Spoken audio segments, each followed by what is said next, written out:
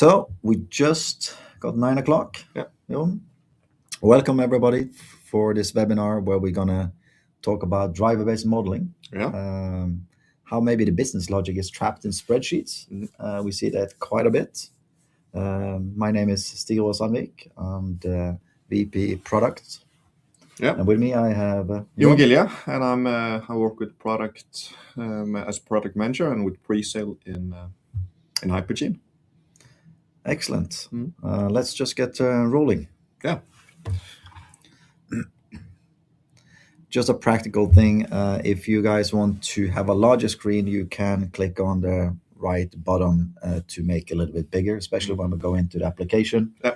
Then that may be easier to see some of the numbers and what we're clicking. Just a quick overview of what Hypergene is. Many may know us as Profitbase, and some of the attendees know us and our customers and our others as well.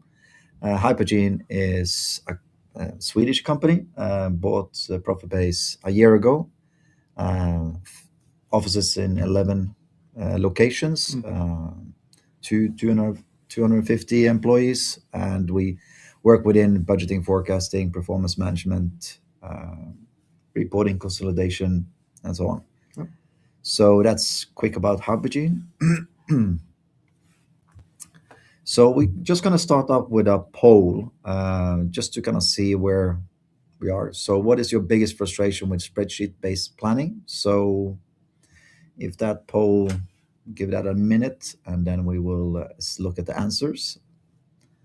Let's go for the next. So if the attendees can just click on, I think they will have that on the screen.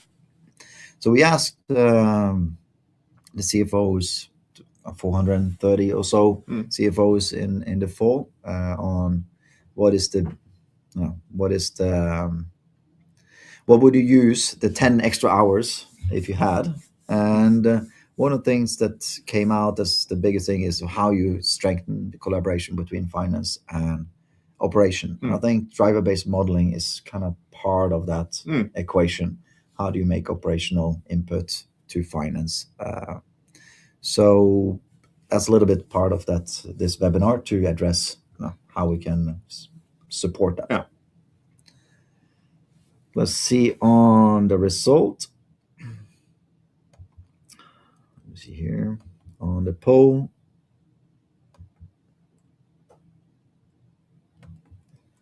So we have version control, chaos is kind of one thing that's kind of sticks out.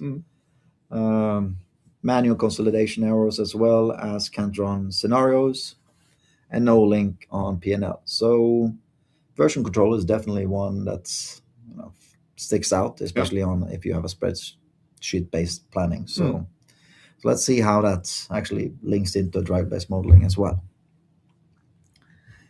And that's kind of this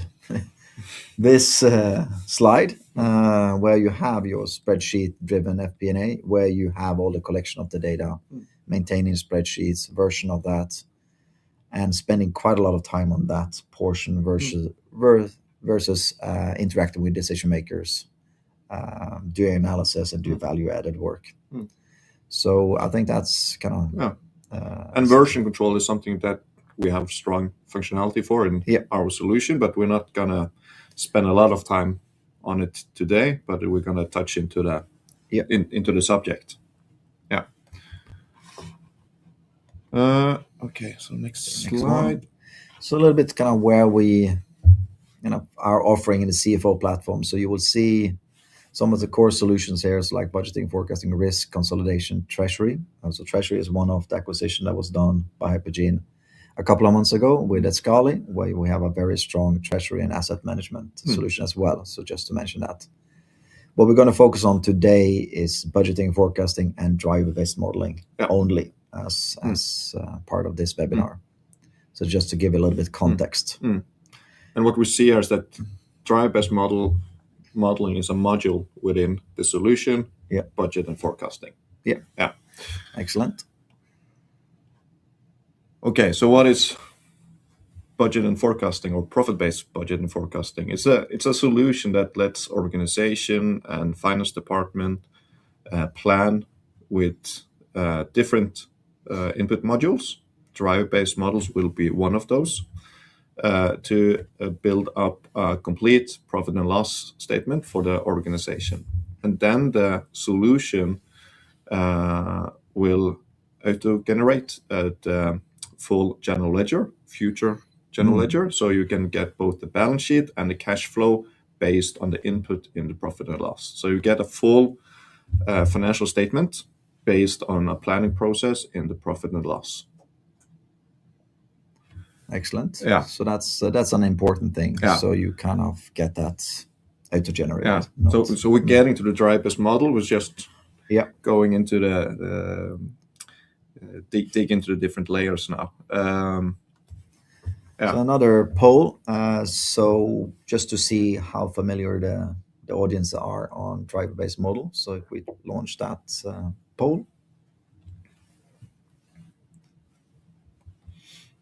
And of course, what you could use as a tool could be even spreadsheets. It could be many, types of tool. Yeah. So we go to the next one before we reveal the answer. Okay, so how we define driver-based model, at least, is that you use, instead of doing input directly on accounts, you use operational factors to build up your budgets or your forecast. So you have different drivers that can be headcount, number of sold units, volume, and so on. You have a model that where you have different rules, where you link the different values, the operational factors into financial outcomes. And in the end, you will then get a full P&L. And as we already talked about, also get generated the balance sheet and the cash flow based on the input done on operational factors. Yeah. And what we see is that most organization or many organizations that we talk to already does this today, but they do it in a less effective way, or they do it, many of them do it in spreadsheets that has some... there's some challenges with that, just put it that way. Good. Let me see on the answer we just had to see how familiar they are. It's kind of a mixed from kind of 1/3. So anything from we use it to we heard about it and haven't implemented and it's new to me. So I think the audience is kind of split to familiar to not familiar. So that's the reason why we're doing a little bit introduction to what it is. And then we're going to go into the solution to see how we set it up. But that's good to know. So if we go to the next one. Yeah, and this is an example of what we see many organizations, or how we see many organizations works today, is that you have different business units that does input in spreadsheets based on their operational factors. The finance department often needs to prepare and do the send out of these spreadsheets, chase the returns of the spreadsheets, consolidate them into one consolidated profit and loss. But it takes days to do this. Many versions. It's difficult to have maybe control to know that you have the right version when you do the consolidation, and errors may slip unnoticed when doing the consolidation. Yeah, this is a typical process, but even if you have a tool, that may not be effective on this one. Yeah. So we take the next one here. Yeah. So this one is kind of one key. One of the answer was kind of challenging with simulation, kind of scenario building. What if type question that you get maybe from the board? How do you able to do that if you're running a spreadsheet operation kind of on this process? And then what I call is the kind of shadow accounting that happens in the operation. It could be on department, it could be on a legal entity units or something like that. They may have assumptions that they build into their spreadsheet. It could be, here's an example of inflation, so FX rates and so forth. And then what they deliver is the end result of that exercise to the group level. Yeah.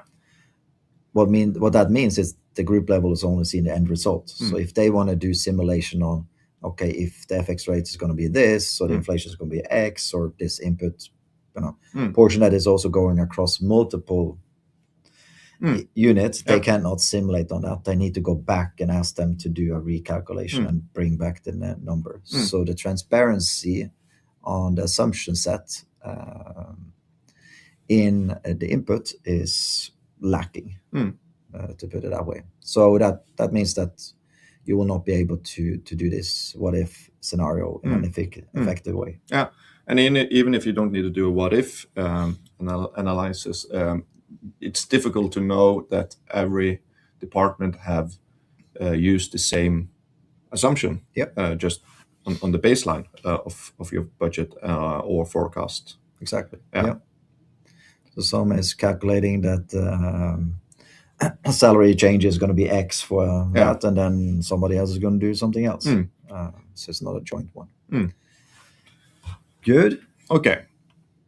So the solution, how does the driver-based model work? Well, the setup in our solution is that you start with your drivers, where input users will do their main input. And the drivers will be the factors that move the business or have the major effect on the financial result. Then you build the engine or the model, where you add assumptions, calculations, distribution keys to do the math for you, so you don't need to do this manually. The model will also transform the input or calculation into financial transactions, so you map different measures to accounts. You can also add to transactions, so you can have to let the model do even more for you. And then in the end, you will have a live plan, P&L, that gets input from the different modules. And also when rolling forward, if you go from budget to forecast, you will have these models with you. So you don't need to back to version management or version control. You will have the same models, the same forecast, the same assumptions with you when you roll it forward for next plan period. And then you can change it without affecting the original one. Yeah. That's good. So how does this look? Well, one important feature that we should mention is that in organizations there will be different business areas. You have maybe someone that do input on the sales, you have HR, you have IT department, marketing, so some different business area that also needs different driver-based models, because they have different operational factors that they need to relate to when doing input in the budget. Or it could just be a business unit that have all of them, and then that business unit has a different type of sales versus another. Exactly. So it's could be a department like this, or it could be just different legal entities running different type of businesses, and then some sell units and some sell hours. People. Common to all of these different modules is that they will, in the end, get financial transactions. So you start to build up the profit and loss, and you get balance sheet and cash flow from derived from it. From the solution. So each function works on its own, in its own operational language. It gets handled by the drive-based models. I think that's the key also, to make most of the people that's doing the business is not finance people, right? You want to own it out in the business, and if what they look at is not accounts, it's like FTEs or sold units or kind of invoiceable hours or whatever. So making that operational inputs and still derive the financial output that finance needs to consolidate the P&L is kind of the key thing. And that means that the ownership is much easier in the organization if they have that kind of how they run the business instead of kind of having accounts and remember to have VAT into it or whatever when it's get paid or whatnot. So so that's a key with a driver-based model to make it operational. Ownership is a key factor in getting good financial plans or forecasts. And the models then convert operational activities into financial impact. And everything, that's something important as well, that everything lands in one integrated financial plan. It's not manually copy-paste, as we talked about in the spreadsheet setup. This is handled by the solution on its own. And one last thing is that you can have cascading models. So output in one can be transferred as input in another model. This is kind of cool, but just explain a little bit more. Yeah. So glad you asked, because I have a slide on it. So this is a setup on how it can look, and the setup is that you have 3 different modules. You have one that calculate COGS, one that calculates sales, and one that have FTE, number of employees. So you start with a COGS model where you have different kind of drivers or assumptions, so a mix of components, component cost, waste, and production cost, and so on. And the output will be cost of goods sold percentage. That calculation or that measure will then be transferred to the sales model. When the sales people doing the input there, then they have the COGS already calculated from the other model. So in the sales model, then they will get the sales revenue, but they will also get calculated COGS based on sales or expected sales activity. So again, there's no manual transfer of different assumption. It's handled by the solution, but by having these cascading models. And in the last model, you have some model of number of employee that may be driven based on expected activity. So if sales volume, increase, you need to hire more. And this is very important and cool, because this is often how it runs the business. Then it's important, obviously, it's when you have the different models, that the model 1 needs to be completed before the model 2 is doing the input, because it's kind of an assumptions into the next model and then the next one. But doing this correctly, then you have a very robust way of doing the modeling and the driver-based model. And you can have more models connected than these 3, or you can have less, but common for them all is that they feed the P&L with input, transactional input.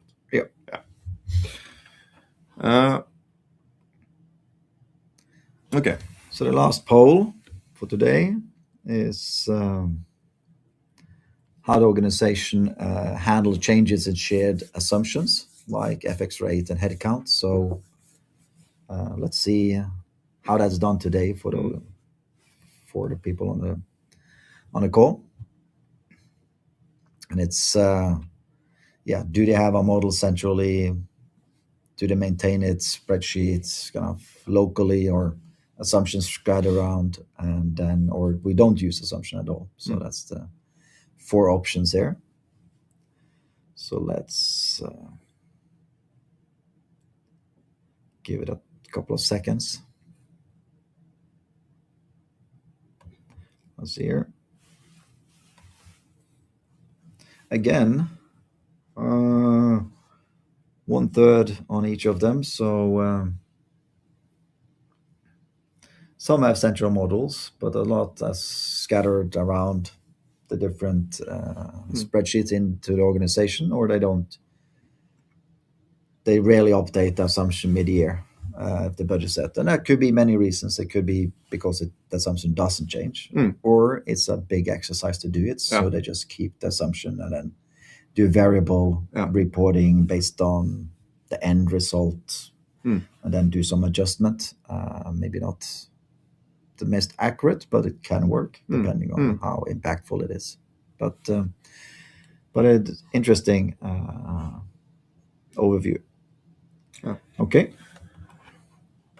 Then it's Then time we're for going into the cooler stuff. How does this look? the solution. Yeah. So what we see here is the plan overview. That's the P&L where you build up your budget or forecast. So in this case, we see budget 2026 with an example of the P&L where you do the input.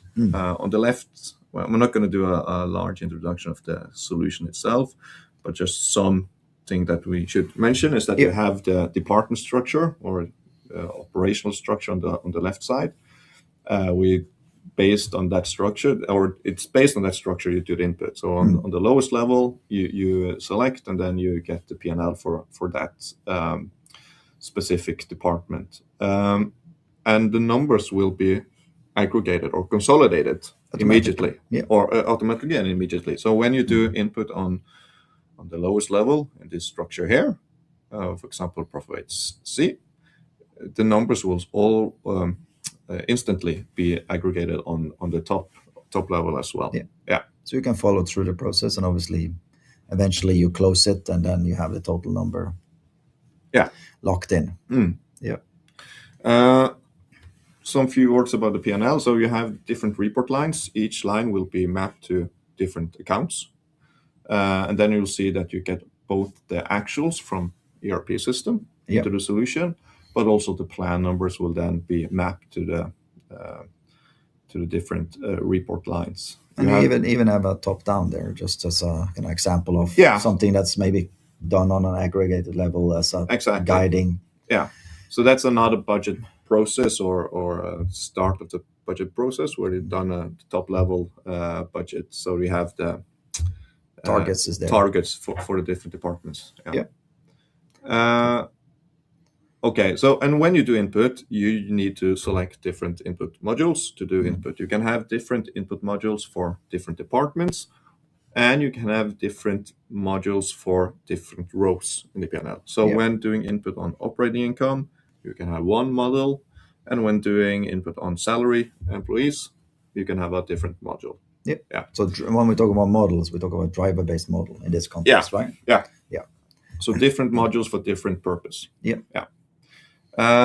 Selecting modules, you can either click the row or you can go into this drop-down list here. So I already select some of them that we would like to show you today. So this is the first one, where you have a driver-based model based on product sales. You do input based on the year total or month by month. And you see also here that we have different dimensions you can select when doing input.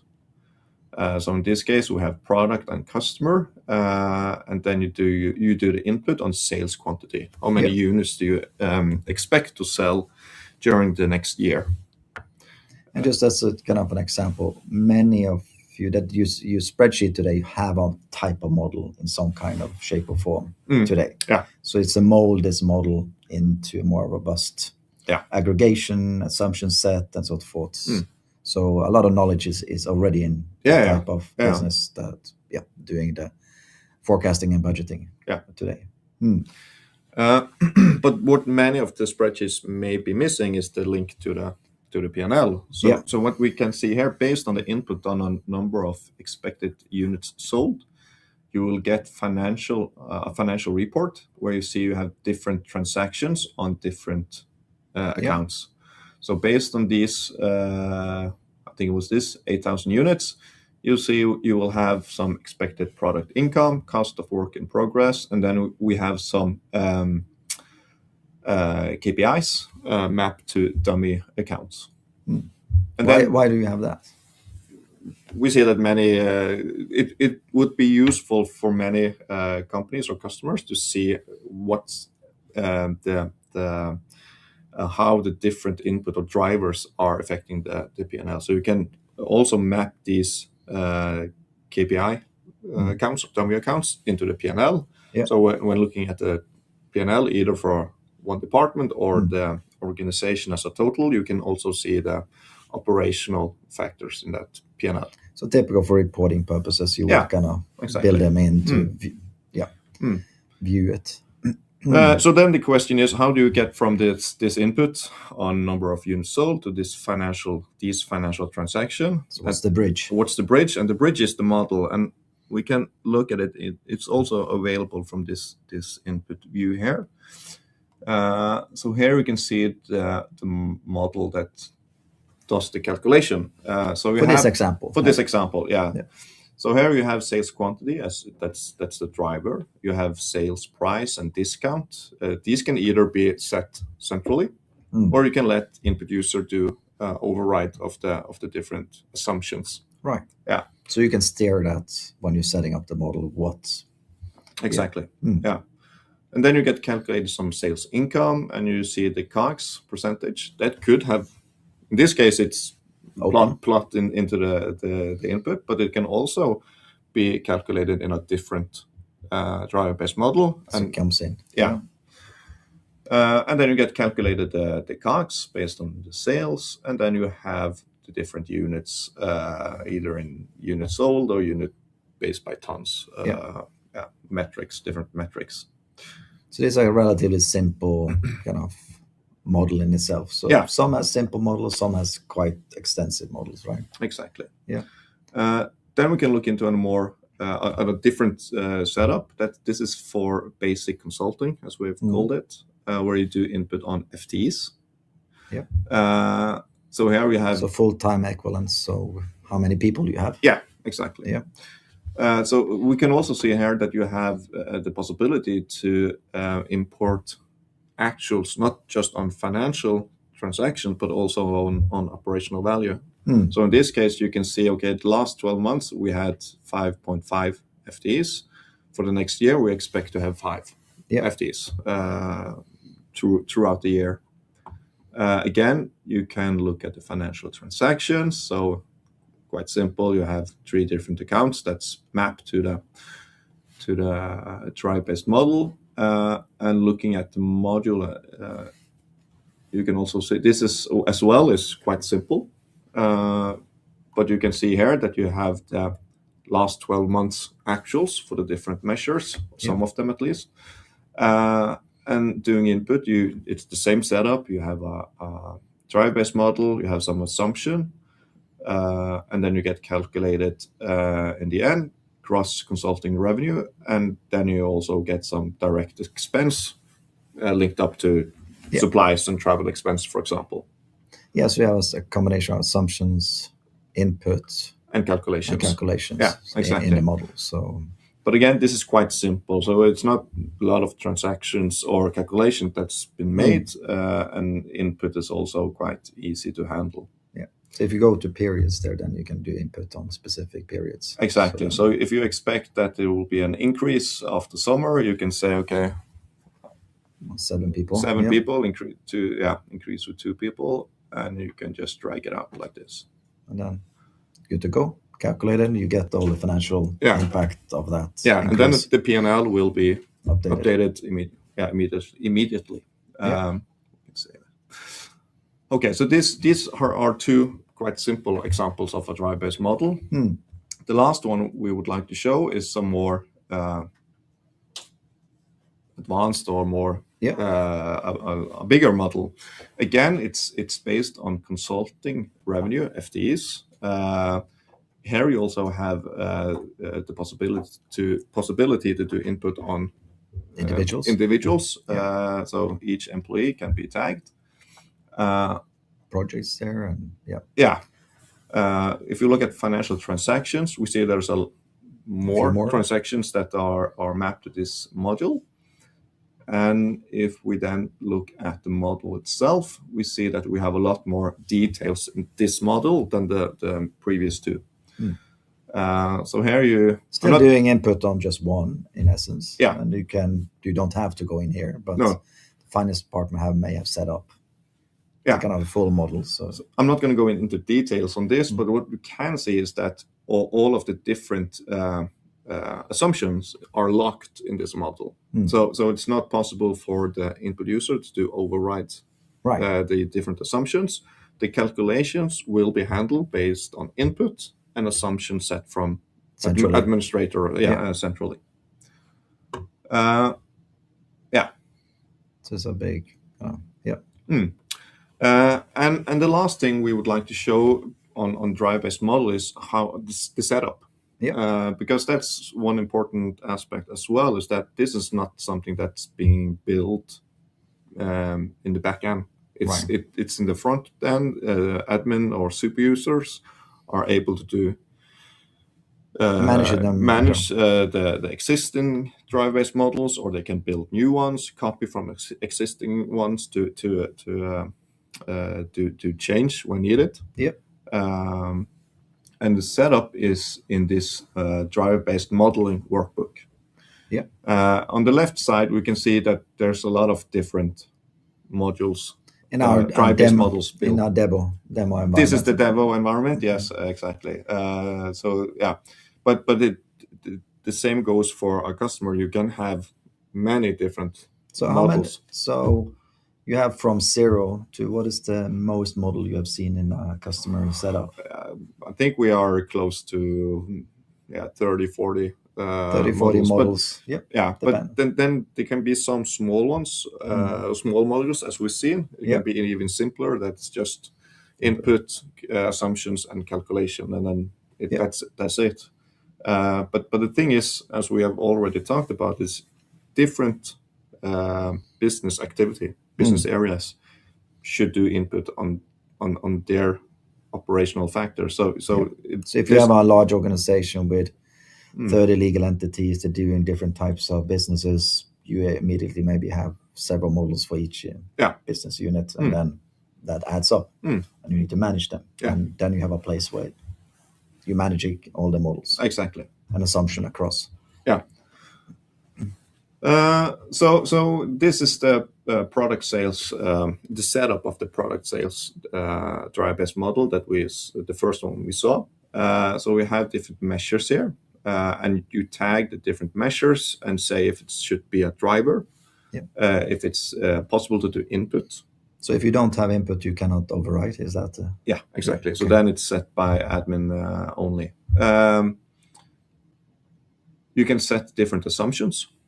And you have calculation, and calculation can be quite easy. It can be plus, minus, divide, and multiply, but you can also have more advanced calculation, what if, thresholds, and so on. Like bonuses. If you reach certain things, exactly. Then you get this bonus percentage versus this.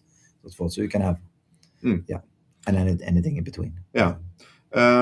What we can also show is that for drivers, for example, you can set plan proposal.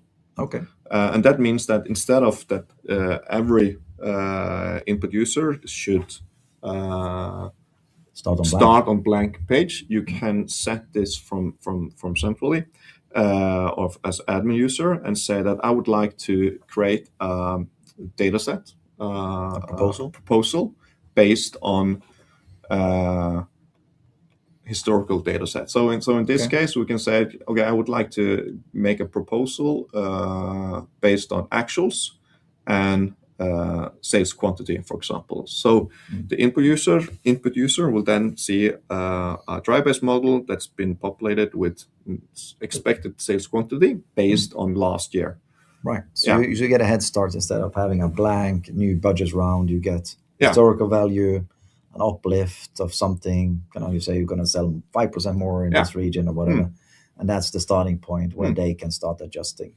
Yeah, and you can also add adjustment factors. So last year, but increase with 5%, for example. Exactly. So that's a good way to get started and get the budget or forecast round running.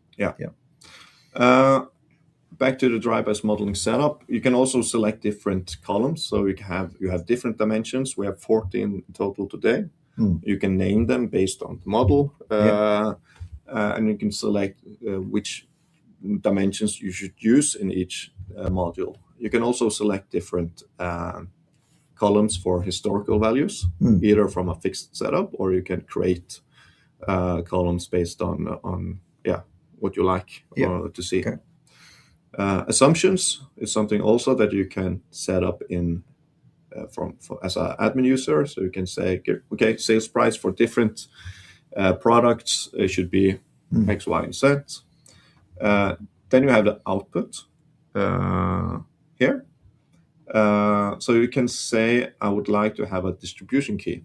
So maybe product X, you don't sell much of skis, for example. Yeah. You don't sell skis in summertime, so you want to have a distribution key that says nothing is being sold during the summer months. You have the total, but it's going to be distributed like exactly. This. Yeah. And then you have that's the bridge. The bridge, where you do the mapping between measures and financial results or accounts. You can see that could be different department, different country, maybe different accounts. It could be your local accounts. So depending on. And then we also, it's possible to set up auto transaction. So we can see on this module, for example, here. I changed the model now, but this is the basic consulting module we looked at. Here we say that based on FTE, I want 350 kroners in this example to be mapped to employee telephone expense. So each month there's going to be a automatically auto transaction on this account based on number of FTEs. And that you can build up. You have salespeople, you have cars with salespeople. You can have multiple things that is linked to this driver or this specific thing that you just this is gonna just be add on. You don't have to remember it. So, and the whole thing with driver-based model is to make simple for the input user. So if you do a new forecast for this quarter, you go in, you have what was done originally in the budget, for example, and the only thing you need to do is to go into the driver-based model or the input and say, okay, is this still valid or do I need to change it? And that's it. And then you kind of do the recalculation of any auto transaction, everything. And that it doesn't become the organization headache to do this exercise. You can do it quite quickly. And it's something they probably have in their finger anyway when it comes to knowing these numbers, because that's what that's their business. And then you also have this linked models, or you can do the cascading model setup. So based on one assumption, it's going to be transferred to another model. From one model, it's going to be transferred to the next model. Okay. So this is the drive-based setup. Again, back to the plan overview, you will see all the different transactions being mapped to this P&L. And in the end, you will also get a full future general ledger based on the input in this P&L and financial assumption that's been defined in another workbook that we're not going to touch into today. No, we're not going to be too much, but it is important to understand that it's a full general ledger. So it's not just a P&L. We do based on financial settings, so forth, payment terms, when VAT is going to be paid, taxes and all that stuff is taken in the background and being automatically calculated, and you get your actual transactions. So one input here could generate thousands or even millions of transactions of the future. So then you can have your balance sheet and cash flow. Exactly. Good. And also if you want to have reporting in Power BI, Click, BI tool that your company your preferred use. It's possible to that's part of the standard functionality that you get all your data, financial transactions, dimensions. Do I own my own data? You own your own data. You don't have to pay for it. That's it's not part bad. of the solution. But also the different measures used in drive-based models, assumptions can be transferred or exported and then transferred to your selected BI solution. So just an example here in Power BI where you have some dashboard. You can see soon. There it is. You can see that P&L based on your budget. You can compare with actuals. You can also see the cash flow. That's again being generated based on the P&L's input. So just an example as sets of Power BI reports that is just a standard export from us, but you can obviously build your own reports. So these are examples. Okay. Cool. Then we are on time, so that's good. Back to the PowerPoint. So how long does it take to get this in place? So standard solution is not we say we don't implement, we configure it, because it's the solution is ready. The setup is ready to just get information based on a company's operational activities. It's more like a framework. Drive-based model is one framework, but the whole solution is a framework. So we need just to adapt the solution to the different business or companies. And what we went through today, the drive-based model is probably where we spend most of our time to understand the business and learn them as part of the implementation and configuration is just to train the super user to how to build their models so they can maintain it themselves. Exactly. So we standard implementation project, we say 100 hours. So it can be less based on how many models, for example, many users or drive-based models or models, input models the customer wants, but also how available admin users are in the setup. Because what we want is that the admin user are able to do to handle or run the solution on their own after the project is we'll be there to help, but it's not the point to be there in their organization. Exactly. So 100 hours, but can be less, can be more, based on how different aspects in the company setup, customer setup. Was that the last? One more? Okay, So what's our vision for our CFO platform? We want to be the one solution that actually builds on top of the ERP system. We're never going to be an ERP system. The transactional system that you have, or multiple ERP system you have, that's fine. But we want to be the bridge and the overbuild for all the activities that the CFO have on their table, and they are getting more and more. So anything from sustainability to security instruments to multiple things. And we have a quite good coverage today. And part of the Hypergene group, we are extending that as we did with the acquisition of Escali. So by buying into a CFO platform, you will be able to both running what we just looked at today as part of the budgeting and forecasting, but also addressing some of the other activities. And the good thing about having that in one solution is that the integration is already probably in place. You have a lot of the data. If you're going to do salary adjustment, you still have the HR data from the HR system as part of a planning process, and you can do salary adjustment or other type of activities that you run today, as an example.